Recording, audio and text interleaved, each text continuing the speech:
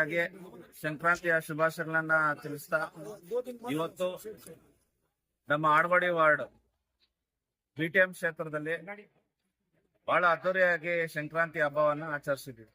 ಈ ಒಂದು ಹಬ್ಬವನ್ನ ಆಚರಿಸಬೇಕಾದ್ರೆ ಪ್ರಮುಖ ಕಾರಣ ನಮ್ಮ ಶಾಸಕರ ಒಂದು ಮಾರ್ಗದರ್ಶನ. ಶಾಸಕರಾದ್ರೆ ಶ್ರೀಮಾನ್ ಶ್ರೀ ರಾಮಲಿಂಗಾರೆಡ್ಡಿ ಸಾಹೇಬರು, ಈ ರಾಜ್ಯದ ಸಾರಿಗೆ ಸಚಿವರು, ಮುಜರಾಯಿ ಸಚಿವರಾದಂತ ಹೆಚ್ಚಾಗಿ ಅವರು ಅಭಿವೃದ್ಧಿಯಿಂದ ಅವರು ಸತತವಾಗಿ 8 ಬಾರಿ ಗೆದ್ದು ಬಂದಿದ್ದಾರೆ. ಅವರು ಯಾರು ಇದಾಗ್ತಾ ಇಲ್ಲ. ಅವರು ಪ್ರತಿಯೊಂದು ಇದರಲ್ಲೂ ಕೂಡ ಅವ್ರ ಅಭಿವೃದ್ಧಿಯನ್ನು ನೋಡಿಸಿ ಅವ್ರು ಮುಂದೆ ಬಂದಿರೋಂತ ವ್ಯಕ್ತಿ ನಮ್ಮ ಶ್ರೀ ರಾಮಲಿಂಗಾರೆಡ್ಡಿ ಸಾಹೇಬರು. ಸಂಕ್ರಾಂತಿ ಒಂದು ಎಲ್ಲರ ಒಂದು ಮನೆಯಲ್ಲಿ ಕೂಡ ಮಾಡುವಂತ ಹಬ್ಬ, ಇಡೀ ರಾಜ್ಯದಲ್ಲಿ ದೇಶದಲ್ಲಿ ಮಾಡುವಂತ ಹಬ್ಬ. ಇವತ್ತು ನಮ್ಮ ಆಡ್ವಾಡಿಯಲ್ಲಿ ಕೋರಮಂಗಲ 8ನೇ ಬಡಾವಣೆಯಲ್ಲಿ ಮಾಡಿದ್ದೀವಿ.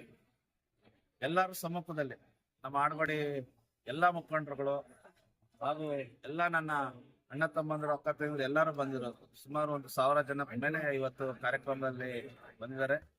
ಇವತ್ತು ನಾವು ರಂಗೋಲಿ ಕಾಂಪಿಟೇಷನ್ ಆಗಿರ್ಬೋದು, ಪೊಂಗಲ್ ಇಟ್ಟಿರುವಂತ ಇದಾಗಿರ್ಬೋದು, ಮತ್ತೆ ಗೋಗೆ ಪೂಜೆ ಇತ್ತು, ಗೋ ಪೂಜೆನೂ ಆಗಿದೆ.